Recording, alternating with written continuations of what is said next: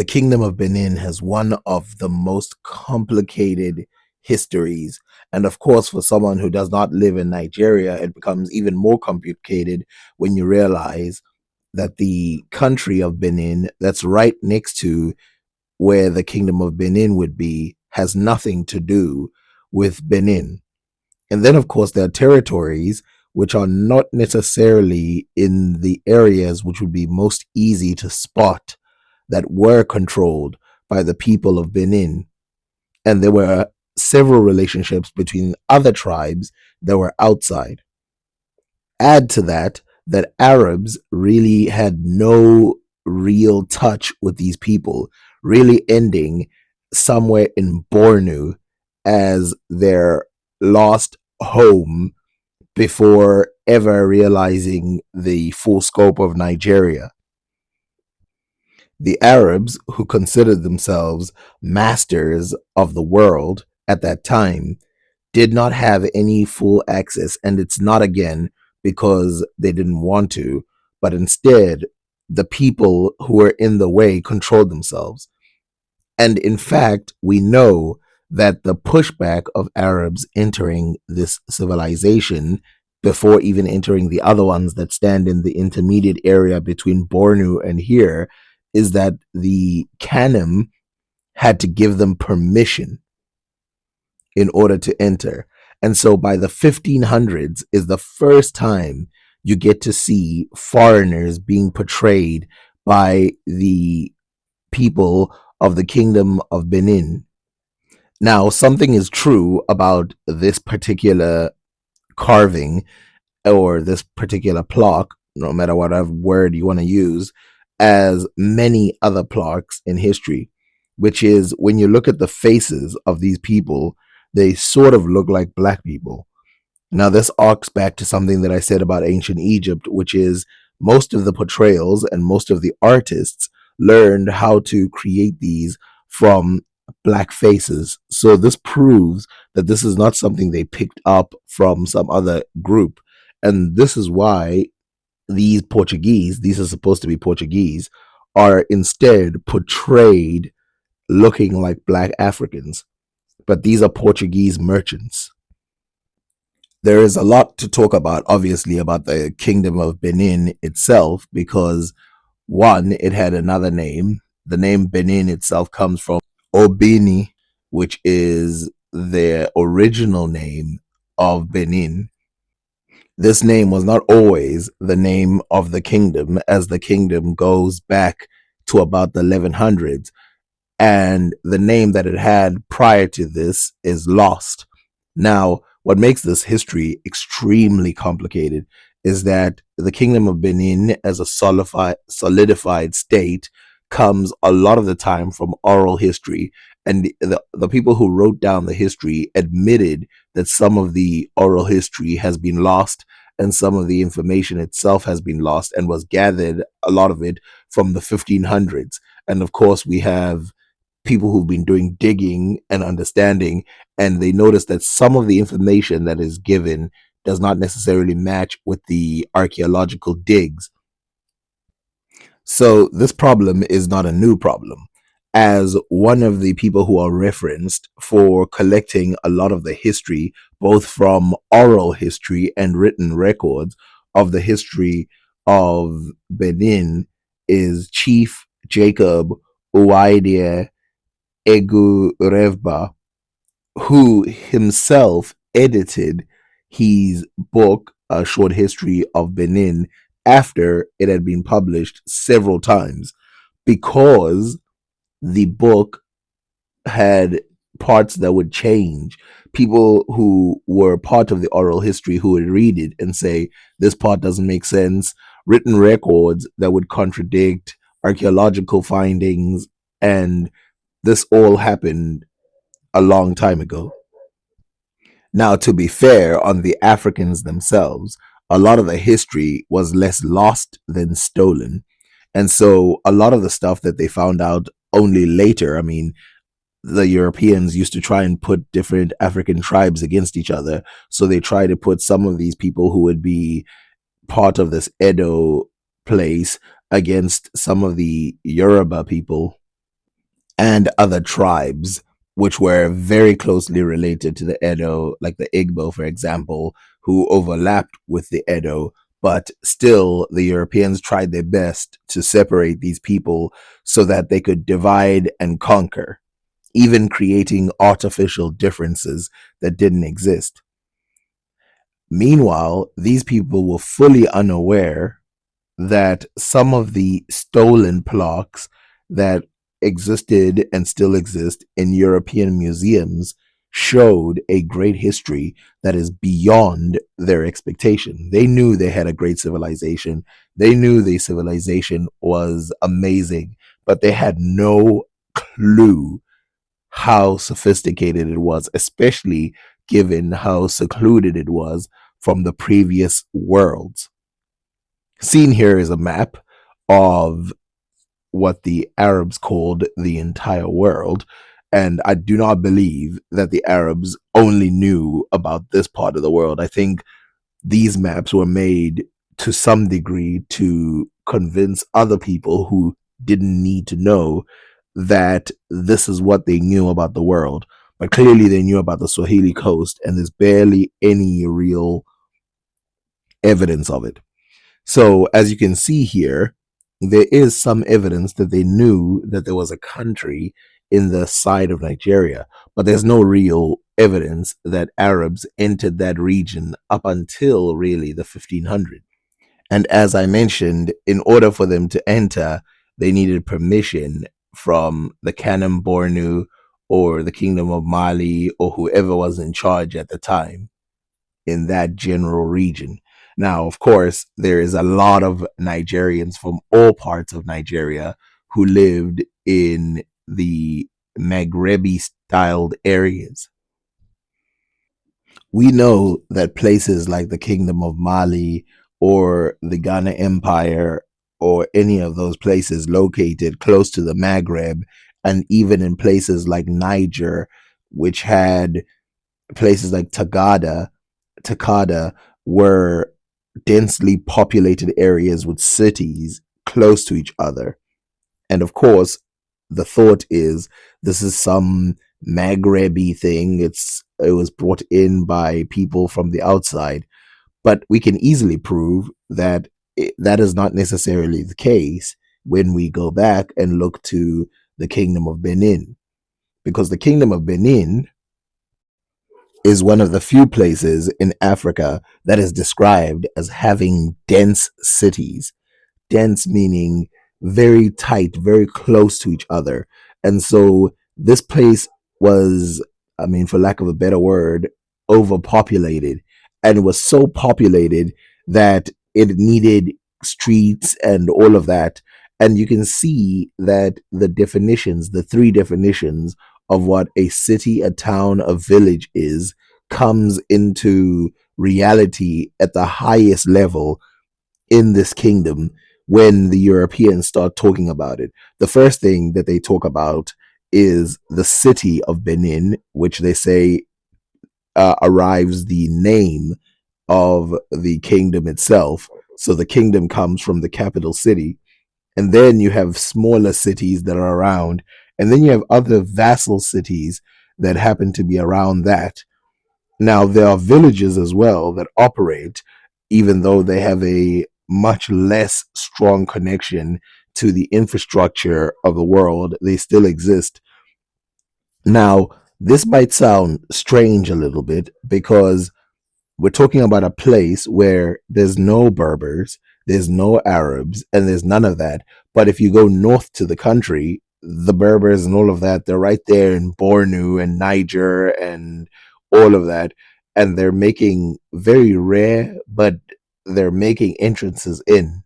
Now, as isolated as this kingdom is, the people themselves didn't need to be, and they were not, as we see some of the Portuguese writers writing about how far they traveled or how far they traded.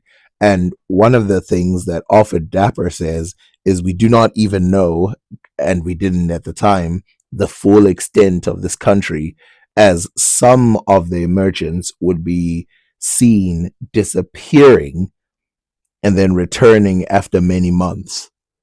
Now, think about what that means. That means they went to a completely different location. Now, while we can overview every single thing about this kingdom, we must remember that there are ceremonial rites and ceremonial traditions and ways to do war that just happen to exist in this place. Sometimes it's actually confusing when you see internally how people conduct themselves, and then you realize that they were stuck in a mode of thinking. Every piece that I've shown before this one that I'm showing right now is from before the 1600s. Think about what I just said. Every single piece that I've shown was before the 1600s. And I want to remind you again, they were stolen and sent to European museums. There are still some which are in America, which are still in Europe, which are still all over the place. And of course, I showed you that news story that some of the Nigerian artifacts have been brought back to the country. Now, you're probably thinking, if you're not going to tell every single story of every single king and who rose from here and who killed this guy and then who rose and which two sons took over this small state, then why is the history so complicated? Well, it's because there are a lot of tales about how things emerged.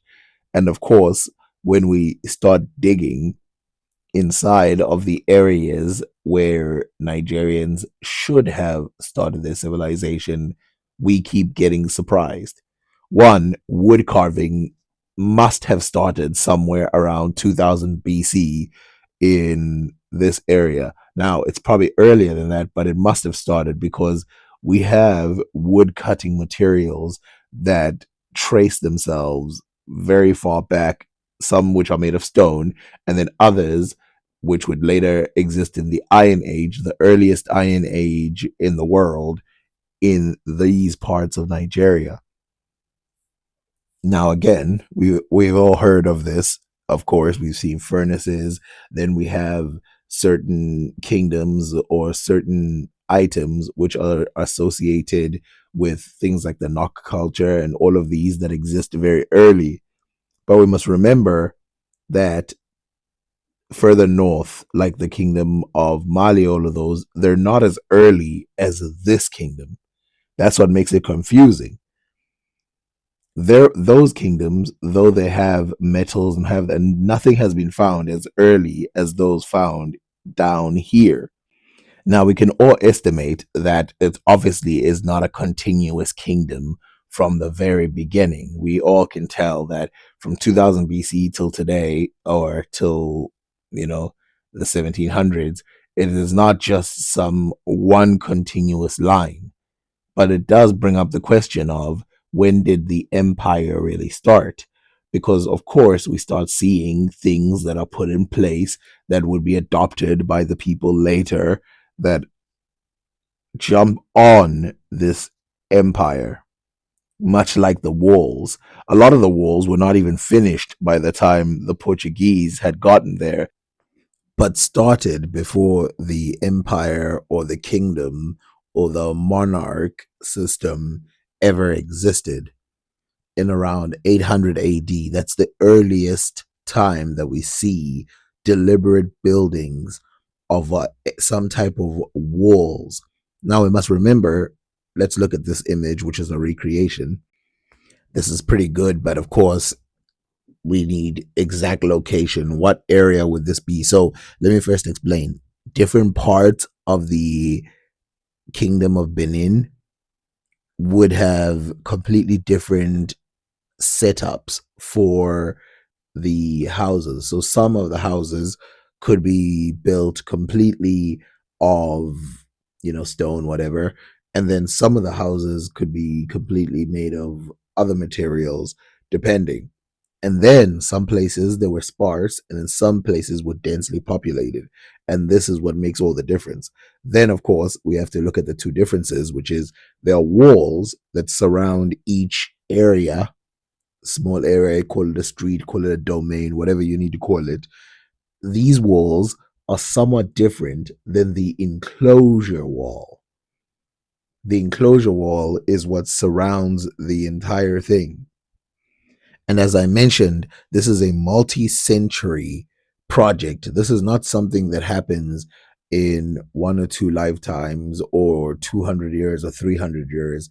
Really, if we look at it from the time that it started till the time the Portuguese got there, that's 800 years. So, of course, this is an image from someone who was there in the kingdom commissioned basically by Alfred Dapper. And as you can see, there are birds at the top that show up at the top. These are explained by Alfred Dapper in his book as existing in almost every corner of the kingdom. And then, of course, he explains that the houses that exist, as sophisticated as they are nothing compared to the palace of the Oba, and they're nothing compared to the palace of the Queen. They are nothing compared to the palace of. So every significant person had their own palace. So let us read a small piece of this kingdom shown by Alfred Dapper. This is him speaking on the kingdom of Benin, as he says. His jurisdiction extends over many cities, towns, and villages, wherein none of his neighbors can equal him. Besides, he holds as tributaries the kingdom of Istama, Forcoda, Yaube, Isaga, and Edabo. For the more orderly government of the kingdom, he makes three chief counselors in Great Benin, called by the Portuguese Fidars, who manage the affairs of the whole country under the king, besides whom none superior to them but the field marshal and the king's mother. These have command over every corner and quarter of the city and draw great profit from thence.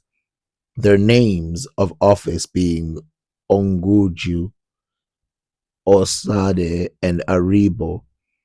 These send into every city or town a certain number of noblemen, called also Feodors, who decide all causes except such as relate to life and limb, and may condemn the guilty person according to the greatness of his offense in a mullet or penalty. But those greater trials are sent to Benin to be decided, where the courts of justice sit.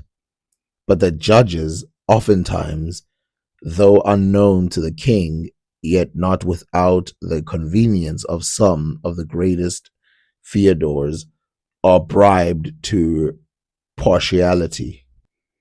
The present king keeps 1,000 wives, for by the death of his father, Kambade, such women as had been taken up for his use, but never known by him, become his sons by inheritance. The rest, with whom the father had familiarly conversed, may never marry again, but are shut up together in a cloister and kept by eunuchs. This prince makes great wars against his neighbors towards the east and north, winning from them many cities and towns, and thereby enriching his treasury with great booty of jasper stones and other things. He keeps such a severed state that he appears but once a year at the chief festival out of his court before the commons, and then on horseback, adorned with all sorts of royal ornaments, and attended with 300 or 400 noblemen, both on horseback and on foot, and many musicians before and after, in the manner as is mentioned in the foregoing description. Of course, horses were introduced to this area, and then, of course, there are many other things that were introduced to this area during the 1400s, and they became fairly useful. An interesting thing about the Kingdom of Benin is why a lot of people have questions about when and how they got some of their weapons. Like, of course, the crossbow, in which a lot of people talk about existing prior to the Portuguese arriving in that area, especially since the Portuguese, it was no longer their primary weapon by the time they got there. Now, of course, as we know, they had crossbows, and of course, they had bow and arrows, because why wouldn't they? But these had two completely separate names. The African make one has a different name than the European adopted one. The Portuguese style one was called Ekbede, and the African styled one was called Uhambo. And of course, they shot arrows out of them. Of course, we always see the king or a giant royal carrying one of these swords, which looks extremely dangerous, but it is symbolic, and its name is Eben. And there is another one that is also symbolic that you can see being carried around all the time. It's this crooked style sword, and I want to remind you again that there were, before the swords were made, or and after they were made, there were no Arabs, there were no Portuguese, there were no really anybody who influenced them. This is purely a design from internally, and this type of sword is called Abba. The much smaller, more practical swords that were used for close combat are called Agbada. Comment if you would like to know more about the weapons, but let us move on because there's something still more important that we need to finish off on, and that is the buildings themselves and how surprised some of these Europeans were when they first got there. Now, of course, I will talk about the Ogiso, who came prior to the Kingdom of Benin, the dynasty that came before, which is remembered through oral history.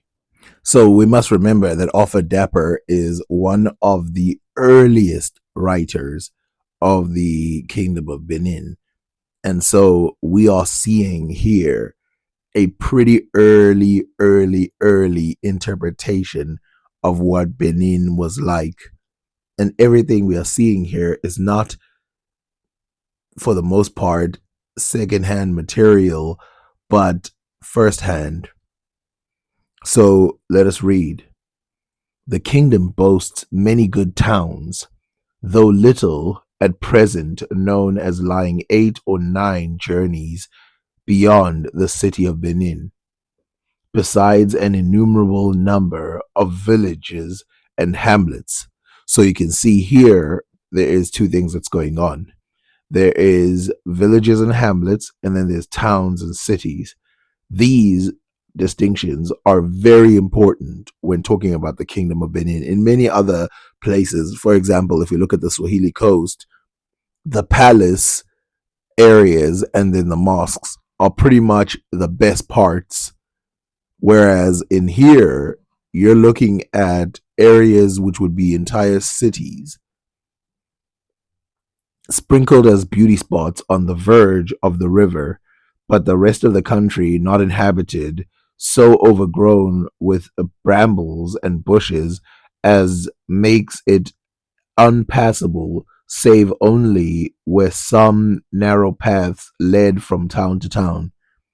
So again, if we picture it in our head, we do picture that there is a natural barrier which probably gave some of the inspiration for some of the walls that would be built.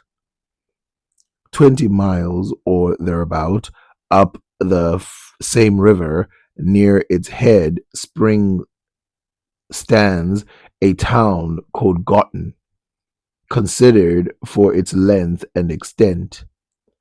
9 or 10 miles from which, but more into the country northwards, Benin shows itself. A city of that largeness as cannot be equaled in those parts, and of greater civility than to be expected among such barbarous people. to whom better known by name of order. It confines within the proper limits of its own walls 3 miles, but taking in the court makes as much more. The wall upon one side rises to the height of 10 feet, double palisadoed with great and thick trees, with spats of 5 or 6 foot laid crossways, fastened together, and plastered over with red clay, so that the whole is cemented into one entirely.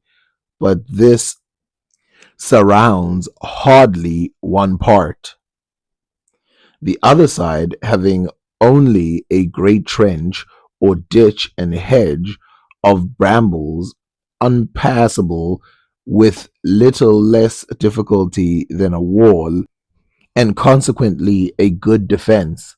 The gates being 8 or 9 foot high and 5 broad, and made of one whole piece of wood, hang, or rather turns on a pin in the middle, being the fashion of that country.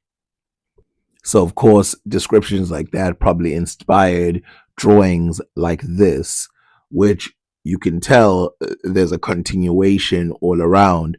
But from a lot of the readings and writings that we see from people all around, from the Portuguese to the later oral history, and people who talked about still being able to see them in the 1800s, the way they talk about them is that they're not consistently made of the same thing. And you can see here that some parts are made entirely of wall, so they're a wall, and a wall is a wall in English. They're not talking about a wooden wall, they're talking about a complete stone wall. And then some parts are ditches and ramps, as he explains over there. Some parts are made of sand, some parts are made of mud brick, and some parts are made completely of wood. And so if you were going past different areas, you would be able to tell it's not the same entire, it's not like the Great Wall of China, which is made completely of one type of material. This is different types of material glued together to create, and probably had to do with something regional. So each side is regional. And so, yes, this again is still not the entire wall that is being described here. They're just describing a piece of it. And by the way, you're not going to describe this piece without having somebody look at it. Before we carry on with the reading, let me remind you again that, of course, he says savage tribes, blah, blah, blah. This is unexpected in those parts. This, for him, is actually a great surprise. To some degree, I am jealous the fact that he or the Portuguese got to see this place with the alien mindset. So they're traveling through the sea with their own kingdom and then landing in this area and seeing this great kingdom. How amazing it would be. The gates being 8 or 9 foot high and 5 broad, and made of one whole piece of wood, hang, or rather turns on a pin in the middle, being in the fashion of this country. The king's palace is quadrangular, so it's like a quad square or a rectangle, standing on the right hand of the city as you enter, as the gate from gotten, of no less compass than it, and the like manner surrounded, subdivided into several stately courts, houses, and apartments in the countries, containing within fair and long columns, one larger than the other, but all supported on pillars of wood, covered from the top to the bottom with melted copper, whereon are engraved there with the like deeds and battles, and are kept with exceeding curiosity. Most of the roofs of this palace are covered with palm canes, and every corner adorned with a turret rising high with a spire on whose tops, as we do. Okay, guys, I'm trying my best here, but some of those words are missing, and I have to kind of fill them in with my mind. And you can see here a portrayal of the roofs by the people themselves rather than just the writing. And it's important to understand what he says about the melted copper, about the roofs, about the symbols on top of the roofs. Of course, you have those birds on those other ones. Ceilings were created. This is next level. And of course, he continues to call these people barbaric because of two things: one, their religion, and two, the fact that they are naked people. He continues to say, as we do here, save fanes. So they said birds with outstretched wings, very artificially. The city hath 30 very straight and broad streets. This, of course, is where it gets very, very interesting from someone who was there to be able, first of all, he's already given us something that is probably more complex than any other civilization that we've looked at without necessarily looking at images of the building itself. And the straight streets that he describes as 30, I mean, that is a lot of streets for any place back in the day. But to know that they existed in this particular region and were described is pretty amazing. Each 120-foot wide from one side of the houses to the other. That's about 40 meters across, from which by several smaller cross lanes or passages you may go to any part within the walls.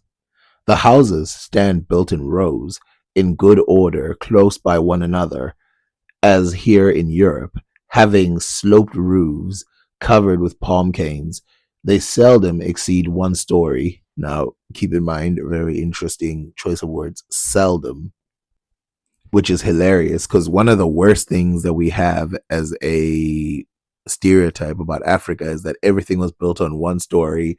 It was just like some weird sticks thrown together, which, by the way, I don't know why they disrespect the type of lifestyle, but they say that that's the best that Africans could build, and only with the help of others did we even start to have anything better. Which, by the way, I don't even hate that narrative because I think everybody around the world needed help in order for their civilization to grow. But the help that we got was not from people outside of Africa, it was other Africans who had done stuff like that before. But of great capaciousness, with long galleries and many chambers traversed, and apartments, especially the houses of the nobility, and all the partitions made of red earth. Okay, so we definitely have to explain that sentence. So basically, what he is saying is even though the buildings themselves rarely were two stories or something, they might as well be because they were so spacious. So, in other words, they were so tall and wide that they basically acted like a very giant hall. And then, of course, he says, especially those of the royals, which makes sense. So let's go back. It says exceeds one story, but of great capaciousness, with long galleries and many chambers, traverses, and apartments, especially the houses of the nobility, and all the partitions made of red earth, with great art and beauty, which by washing and rubbing they keep smooth, bright, and shining as a looking glass. Of the same matters are the ceilings made. In short, the houses are neatly built here, beyond those of all other places in this country, and everyone furnished with the convenient well of pure and fresh water. The last part there doesn't matter as there's nothing to do with the physical appearance of the place, but you can tell by the reading that This place is not a place that should be underestimated, and it should be looked at in its own way like one of the great living places in the world. I mean, does this sound like a place that is like villages with a bunch of people running around? This is the great city and the great kingdom of Benin. And again, as he says, none can compare. Now, of course, there's the other places of Bornu which might be able to compare, but still, we are looking at one of the greatest civilizations, and I have to say it, in the world.